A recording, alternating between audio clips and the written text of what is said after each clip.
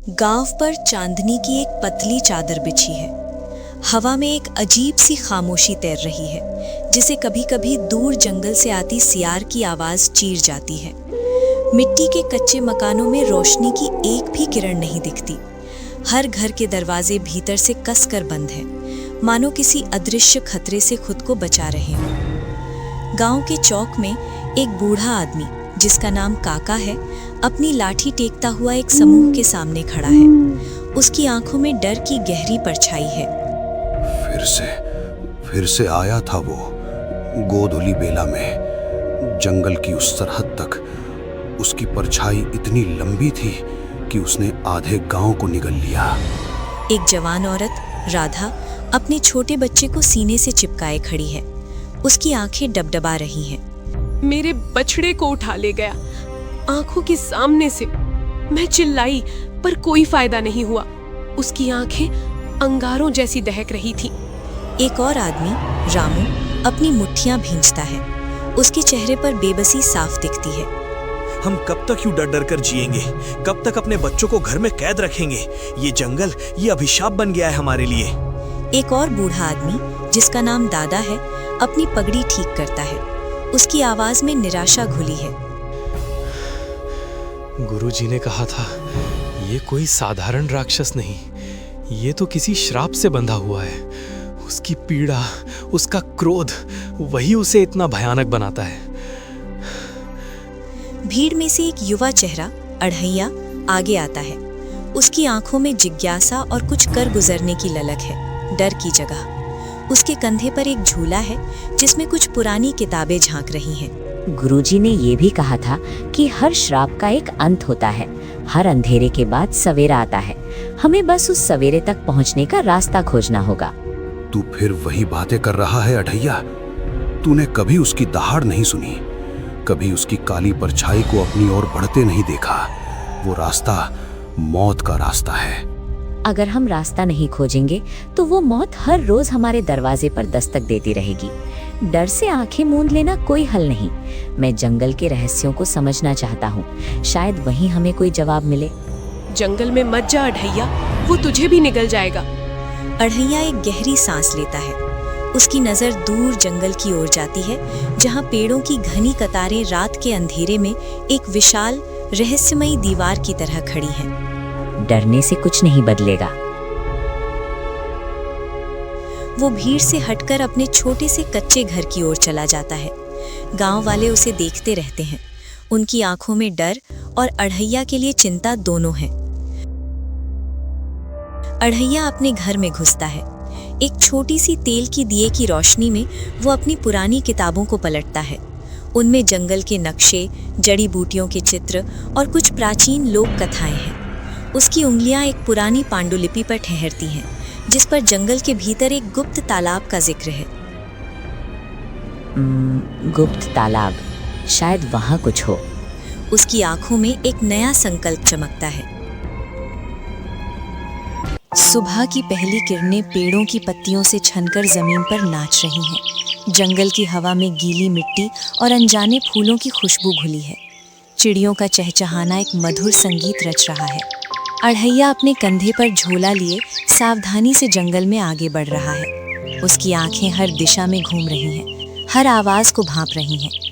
वो पेड़ों पर लगे निशानों को पहचानता है, जो उसने बचपन में बनाए थे। जैसे जैसे वो गहरा होता जाता है, पेड़ों की सघनता बढ़ती जाती है। सूरज की रोशनी मुश्किल से जमीन तक पहुंच पाती है। हवा ठंडी और नम हो जाती है। अढ़ैया एक घनी झाड़ी को हटाकर आगे बढ़ता है। अचानक पेड़ों के बीच से एक चमकती हुई नीली रोशनी उसकी आंखों में पड़ती है। वो उस रोशनी की ओर बढ़ता है। वो एक छोटे से खुले मैदान में पहुंचता है। वहाँ एक शांत, स्वच्छ तालाब है, जिसका पानी इतना नीला है कि आसमान भी उसके सामने फीका लगे। तालाब के किनारे पर कुछ कमल के फूल खिले हैं और तालाब के ठीक बीच में एक बड़े चिकने पत्थर पर एक लड़की बैठी है। उसकी पीठ अढ़ैया की ओर है। उसके बाल खुले हैं, काले और घने, जो उसकी कमर तक पहुंचते हैं। उसने एक साधारण गेरुए रंग की पोशाक पहनी है।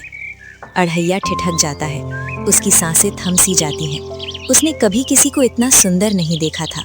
ये जंगल में कौन हो सकती है? लड़की धीरे से तालाब के पानी में अपनी उंगलियां डुबोती है। पानी में हल्की लहरें उठती हैं जो उसकी उंगलियों के साथ नृत्य करती हैं। अढ़ैया एक कदम आगे बढ़ाता है। एक सूखी टहनी उसके पैर के नीचे आकर चरमराहट की आवाज करती है। लड़की अचानक घूम जाती है। उसकी आंखें अढ़ैया पर पड़ती हैं। वे आंखें किसी हिरनी जैसी बड़ी और काली हैं, पर उनमें एक अजीब सी चमक है, एक रहस्य। उसके होंठ हल्के गुलाबी हैं और उसके चेहरे पर एक मासूमियत है जो इस भयानक जंगल में अकल्पनीय लगती है। वो घबराकर उठ खड़ी होती है। उसकी चाल में एक फुर्ती है जो किसी जंगली जानवर जैसी है। मैं अढ़ैया हूँ, गांव से आया हूँ। मुझे माफ करना, मैंने तुम्हें डरा दिया। लड़की चुप रहती है। उसकी नजरें अढ़ैया पर टिकी हैं, मानो उसे स्कैन कर रही हूँ। उसके चेहरे पर कोई भाव नहीं है, पर उसकी आंखों में एक गहरी भावना छिपी है जिसे अढ़ैया समझ नहीं पाता। तुम कौन हो और इस घने जंगल में अकेली क्या कर रही हो? लड़की की आंखें थोड़ी झुकती हैं। उसके होंठ धीरे से खुलते हैं, पर कोई आवाज नहीं निकलती। डरने की कोई बात नहीं, मैं तुम्हें कोई नुकसान नहीं पहुंचाऊंगा। मैं बस इस जंगल के बारे में जानना चाहता था। मैंने कभी किसी को यहाँ नहीं देखा। लड़की एक कदम पीछे हटती है। उसकी नजर फिर से तालाब पर जाती है, फिर अढ़ैया पर।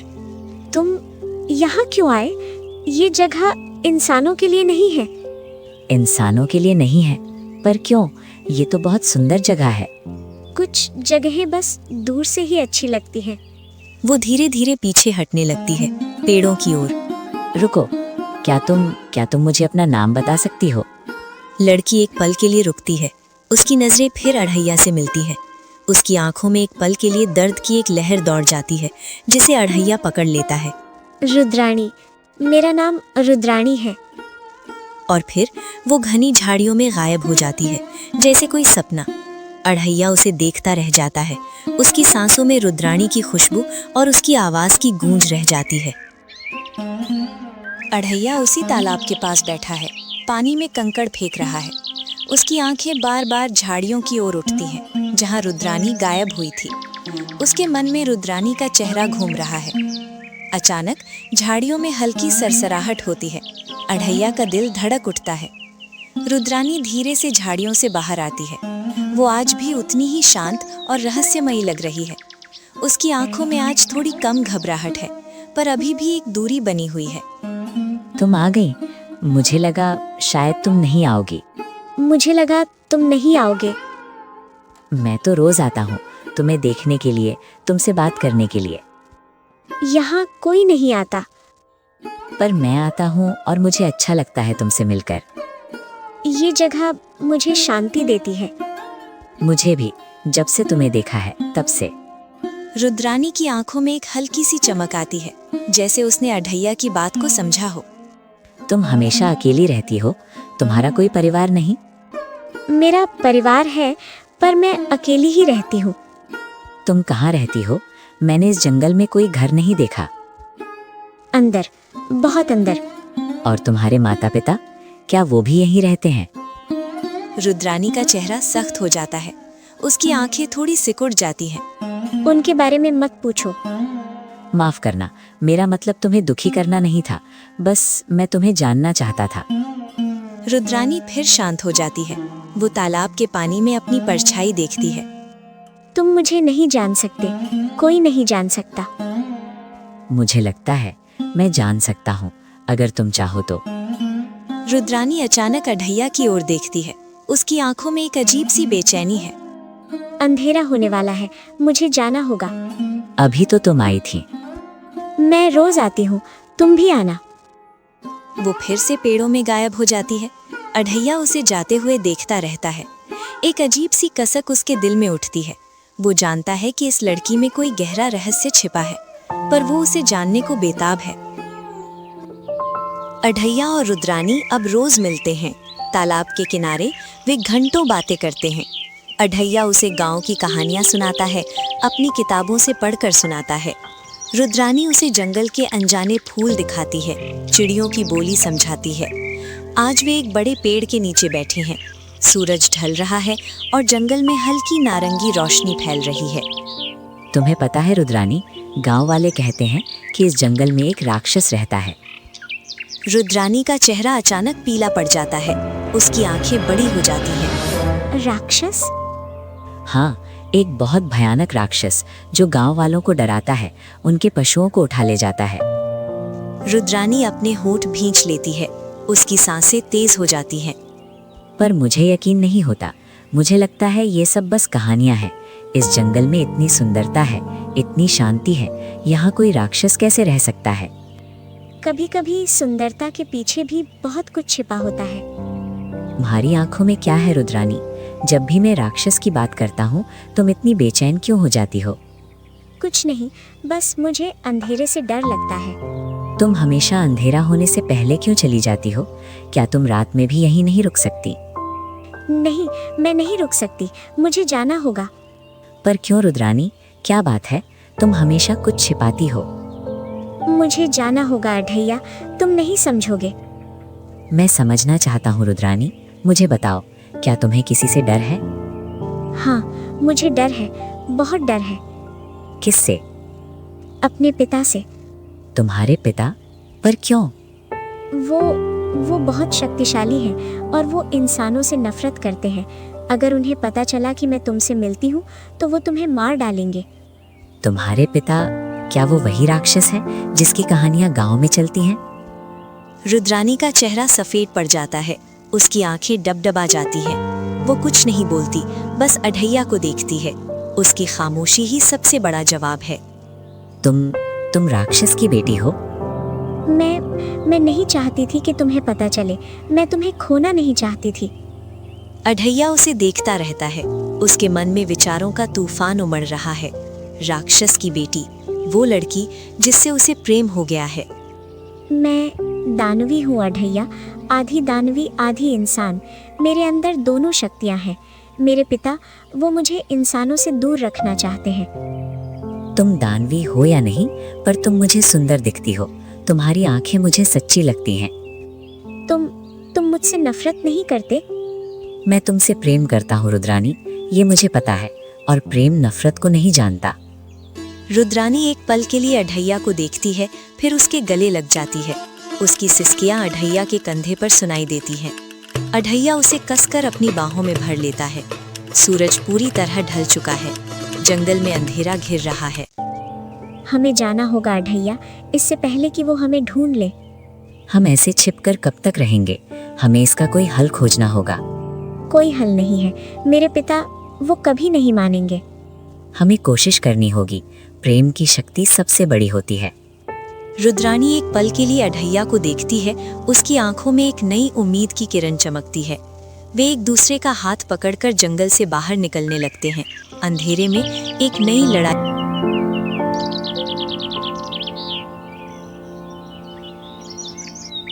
गांव के चौक में कुछ गांव वाले आपस में फुसफुसा रहे हैं। उनकी नजरें अढैया के घर की ओर हैं।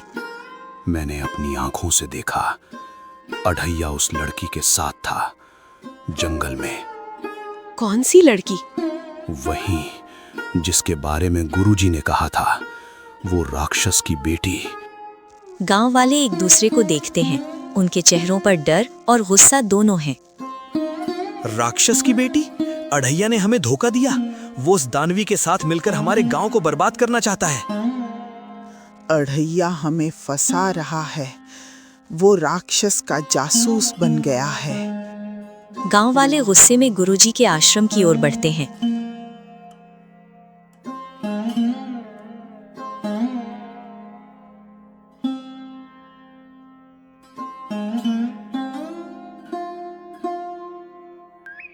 गुरुजी अपने आश्रम में एक पुराने पेड़ के नीचे ध्यान मुद्रा में बैठे हैं। उनकी आंखें बंद हैं, उनके चेहरे पर शांति है। गांव वाले गुस्से में आश्रम में घुसते हैं। गुरुजी, अढैया ने हमें धोखा दिया है। वो उस दानवी के साथ मिलकर हमारे गांव को बर्बाद करना चाहता है। गुरुजी धीरे से अपनी आंखें खोलते हैं। उनकी नजरें शांत और स्थिर हैं। मुझे सब पता है। पता है? तो आपने हमें बताया क्यों नहीं? आपने उसे रोका क्यों नहीं? नियमों को तोड़ने से पहले उन्हें समझना जरूरी होता है। अढैया ने कोई धोखा नहीं दिया, वो बस अपने दिल की सुन रहा है। पर वो राक्षस की बेटी है, वो हमें मार डालेगी। रुद्राणी, वो वैसी नहीं है जैसी तुम सोचते हो। उसके भीतर भी प्रेम है। प्रेम? राक्षस की बेटी में ये कैसे हो सकता है? सदियों पहले इस जंगल में एक महान योद्धा रहता था। उसका नाम वीरभद्र था। वो बहुत शक्तिशाली था, पर उसका क्रोध उसे नियंत्रण से बाहर कर देता था। एक बार उसने क्रोध में आकर एक ऋषि का अपमान किया। ऋषि ने उसे श्राप दिया, तू राक्षस बन जा, तेरा शरीर भयानक हो जाएगा और तेरा क्रोध अनंत। ये श्राप तभी टूटेगा जब तेरी बेटी किसी सच्चे दिल वाले इंसान से प्रेम करेगी, और वो प्रेम इतना शुद्ध होगा कि वो तेरे क्रोध को शांत कर देगा। गांव वाले खामोश हो जाते हैं। उनकी आंखों में अविश्वास है। वो योद्धा ही तुम्हारा राक्षस है और रुद्राणी उसकी बेटी है। उसके अंदर आधी शक्ति उसके पिता की है और आधी शक्ति उसकी माँ की, जो एक साधारण इंसान थी। तो अढ़ैया और रुद्राणी का प्रेम इस शाप को तोड़ सकता है? हाँ, प्रेम ही एकमात्र शक्ति है जो किसी भी श्राप को तोड़ सकती है। पर यह आसान नहीं होगा। राक्षस वो अढ़ैया को कभी स्वीकार नहीं करेगा। तो हमें क्या करना चाहिए गुरुजी? हमें अढ़ैया का साथ देना होगा। हमें प्रेम पर विश्वास करना होगा। गांव वाले एक दूसरे को देखते हैं। उनके मन में अभी भी डर है, पर गुरुजी के शब्दों ने उनके मन में एक नई उम्मीद जगाई है। गुफा के अंदर अंधेरा और नम है। दीवारों पर अजीबोगरीब आकृतियां बनी हैं। गुफा के बीच में एक विशालकाय राक्षस बैठा है। उसकी आंखें लाल अंगारों की तरह दहक रही हैं। उसकी त्वचा खुरदुरी और काली है। उस पर नुकीले सींग उगे हैं। उसके दांत किसी धारदार तलवार की तरह दिखते हैं। उसकी दहाड़ से गुफा की दीवारें कांप उठती हैं। इंसान, उसने मेरी बेटी को छूने की हिम्मत कैसे की? रुद्राणी उसके सामने खड़ी है। उसके चेहरे पर डर और दृढ़ता दोनों हैं। पितृश्री, वो बुरा इंसान नहीं है। वो मुझे प्रेम करता है। प्रेम? इंसानों का प्रेम वो सब दिखावा है। वो तुम्हें धोखा देगा। वो तुम्हें बर्बाद कर देगा, जैसे उन्होंने हमारी माँ को बर्बाद किया था। नहीं पितृश्री, अढ़ैया वैसा नहीं है। वो सच्चा है। उसके दिल में कोई कपट नहीं है। चुप हो जा। तूने मेरी आज्ञा तोड़ी है। तूने इंसानों से दोस्ती की है। मैं तुझे कभी माफ नहीं करूंगा। मैं उस इंसान को मार डालूंगा। मैं उस पूरे गांव को जला दूंगा। नहीं पितृश्री, ऐसा मत कीजिए। सब इंसान बुरे नहीं होते। अढ़ैया ने मुझे समझाया है कि प्रेम हर नफरत को मिटा सकता है। उनके खून से मैं अपनी प्यास बुझाऊंगा। उनके डर से मैं अपनी ताकत बढ़ाऊंगा। अगर आप ऐसा करेंगे तो मैं आपको कभी माफ नहीं करूंगी। मैं आपको छोड़ दूंगी। राक्षस एक पल के लिए रुकता है। उसकी लाल आंखों में एक अजीब सी चमक आती है, जैसे उसने अपनी बेटी की बात सुनी हो, पर उसका क्रोध उस पर हावी हो जाता है। ये सब उस इंसान की वजह से है। मैं उसे खत्म कर दूंगा। वो गुफा से बाहर निकलने लगता है। रुद्राणी उसके पीछे भागती है। पितृश्री, रुकिए। पर राक्षस नहीं रुकता। उसकी दहाड़ जंगल में गूंजती है, गांव की ओर बढ़ती है। रुद्राणी बेबस होकर उसे जाते हुए देखती है। उसके दिल में एक अजीब सी बेचैनी है। गांव में अचानक एक जोरदार दहाड़ गूंजती है। गांव वाले अपने घरों से बाहर निकलते हैं। उनकी आंखों में डर साफ दिखता है। वो आ गया। दूर जंगल की ओर से एक विशालकाय परछाई गांव की ओर बढ़ रही है। परछाई इतनी बड़ी है कि उसने पूरे जंगल को अपनी चपेट में ले लिया है। अढ़ैया अपने घर से बाहर निकलता है। उसके हाथ में एक मशाल है। उसकी आंखों में दृढ़ता है। अढ़ैया कहाँ जा रहा है? वो तुझे मार डालेगा। मुझे उसे रोकना होगा। मुझे रुद्राणी को बचाना होगा। अढ़ैया, तू अकेला उससे कैसे लड़ेगा? मैं अकेला नहीं हूँ। मेरे साथ मेरा प्रेम है। वो जंगल की ओर भागता है, अपनी मशाल को हवा में लहराता हुआ। गांव वाले उसे जाते हुए देखते रहते हैं। उनकी सांसें थमी हुई हैं। अढ़ैया जंगल में भाग रहा है। पेड़ों की डालियां उसके रास्ते में आ रही हैं, पर वो नहीं रुकता। उसकी मशाल की रोशनी में उसे राक्षस की विशालकाय आकृति दिखाई देती है। राक्षस पेड़ों को तोड़ता हुआ, जमीन को रौंदता हुआ गांव की ओर बढ़ रहा है। रुको। राक्षस रुक जाता है। उसकी लाल आंखें अढ़ैया पर पड़ती हैं। एक पल के लिए जंगल में खामोशी छा जाती है। तू उस छोटी सी जान ने मेरी बेटी को बहकाया। तूने उसे मेरे खिलाफ भड़काया। मैंने उसे बहकाया नहीं, मैंने उसे प्रेम किया है, और प्रेम कभी किसी को भड़काता नहीं। प्रेम? ये सब झूठ है। इंसान धोखेबाज होते हैं। राक्षस अढ़ैया की ओर बढ़ता है, जमीन उसके कदमों से कांप रही है। तुम गलत हो, हर इंसान धोखेबाज नहीं होता। राक्षस अपना एक विशाल हाथ अढ़ैया की ओर बढ़ाता है, उसे कुचलने के लिए। अढ़ैया अपनी मशाल से राक्षस के हाथ पर वार करता है। मशाल की आग राक्षस की त्वचा को छूती है, पर उसे कोई नुकसान नहीं होता। राक्षस एक जोरदार हंसी हंसता है। तेरी ये छोटी सी आग मेरा क्या बिगाड़ लेगी? तभी गुरुजी और गांव वाले जंगल में पहुंचते हैं। गुरुजी के हाथ में एक चमकता हुआ त्रिशूल है और उनके चेहरे पर एक अजीब सी ऊर्जा है। गांव वाले उनके पीछे खड़े हैं, उनकी आंखों में डर और उम्मीद दोनों है। रुको वीरभद्र। राक्षस रुक जाता है, उसकी आंखें गुरुजी पर पड़ती हैं। तूने फिर मेरे रास्ते में आने की हिम्मत की? मैं तुम्हें तुम्हारे श्राप से मुक्ति दिलाने आया हूँ। मुझे किसी मुक्ति की जरूरत नहीं, मैं बस अपना बदला चाहता हूँ। ये बदला नहीं, ये तुम्हारा क्रोध है जिसने तुम्हें इस रूप में जकड़ रखा है।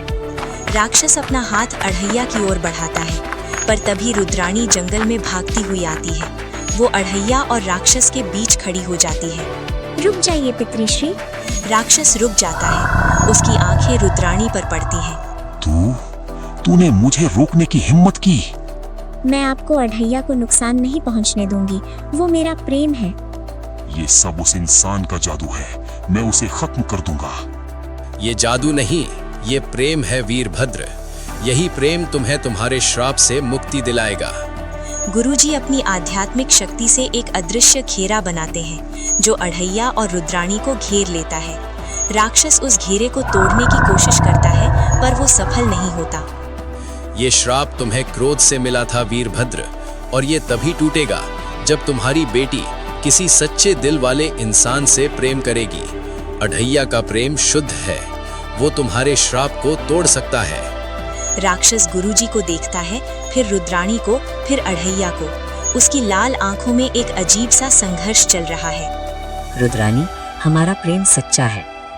हाँ अढ़ैया। जैसे ही रुद्राणी अढ़ैया का हाथ कसकर पकड़ती है, एक अद्भुत घटना घटती है। राक्षस के शरीर से एक तेज रोशनी निकलती है। उसका शरीर कांपने लगता है, उसकी काली त्वचा फटने लगती है, उसके सींग और दांत गायब होने लगते हैं। उसकी विशालकाय आकृति धीरे धीरे सिकुड़ने लगती है। गांव वाले अविश्वास से देखते रहते हैं। ये क्या हो रहा है? उसकी दहाड़ अब दर्द में बदल गई है। धीरे धीरे उसकी राक्षस की आकृति एक इंसान की आकृति में बदल जाती है। एक लंबा, शक्तिशाली योद्धा जिसके चेहरे पर पीड़ा के निशान हैं, पर अब वह पहले जैसा भयानक नहीं है। उसकी आंखें अब लाल नहीं, बल्कि गहरे भूरे रंग की हैं। श्राप टूट गया है। सुबह की पहली किरणें जंगल में फैल रही हैं। अढ़ैया, रुद्राणी, गुरुजी और गांव वाले उस जगह पर खड़े हैं जहां राक्षस था। अब वहां एक शांत, शक्तिशाली योद्धा खड़ा है। वो अपने आसपास देखता है, जैसे उसे कुछ याद नहीं आ रहा हो। मैं कहाँ हूँ? ये क्या हुआ? पितृश्री। योद्धा रुद्राणी को देखता है। उसकी आंखों में एक अजीब सी पहचान है। रुद्राणी, मेरी बेटी। वो अपने हाथों को देखता है, फिर अपने शरीर को। उसके चेहरे पर सदमा साफ दिखता है। गुरुदेव, ये सब क्या है? मैं राक्षस कैसे बन गया? तुम्हारा क्रोध वीरभद्र, उसने तुम्हें इस रूप में जकड़ रखा था, पर अब तुम्हारी बेटी के प्रेम ने तुम्हें मुक्ति दिला दी है। वीरभद्र अढ़ैया को देखता है। उसकी आंखों में एक पल के लिए संदेह आता है, फिर वो अढ़ैया के चेहरे पर ईमानदारी को पहचानता है। मुझे माफ कर दो युवक, मैंने तुम्हें और तुम्हारे गांव को बहुत सताया। मेरे क्रोध ने मुझे अंधा कर दिया था। आपको माफी मांगने की जरूरत नहीं वीरभद्र जी, आपने बस अपने श्राप की पीड़ा झेली है। वीरभद्र गांव वालों की ओर देखता है। गांव वाले अभी भी डरे हुए हैं, पर उनके चेहरों पर अब थोड़ी उम्मीद भी है। मुझे माफ कर दो गांव वालों, मैंने तुम्हारे साथ बहुत बुरा किया। मैं अपने कर्मों का प्रायश्चित करना चाहता हूँ। हमने भी आपको गलत समझा वीरभद्र जी, हमने आपके डर में जीना सीख लिया था। प्रेम ने नफरत को हरा दिया, ये सबसे बड़ी जीत है। वीरभद्र रुद्रानी और अढ़ैया की ओर देखता है। उसकी आंखों में एक नई चमक है, एक पिता का प्रेम। मेरी बेटी ने मुझे बचा लिया। रुद्रानी अढ़ैया का हाथ पकड़ती है और अढ़ैया उसकी ओर देखकर मुस्कुराता है। ये प्रेम जो अढ़ैया और रुद्राणी के बीच है, ये सिर्फ एक कहानी नहीं, ये एक सीख है। प्रेम ना तो किसी का जन्म देखता है, ना ही किसी का रूप, ये बस दिल देखता है। और सच्चा प्रेम किसी भी श्राप को तोड़ सकता है। गांव में शांति वापस आ जाती है। जंगल अब भयानक नहीं लगता, बल्कि एक सुंदर और रहस्यमयी जगह बन गया है। गांव में एक उत्सव का माहौल है, ढोल बज रहे हैं, लोग नाच रहे हैं। अढ़ैया और रुद्राणी शादी के जोड़े में गांव के चौक में खड़े हैं। उनके आसपास गांव वाले और वीरभद्र खड़े हैं। उनके चेहरों पर खुशी है।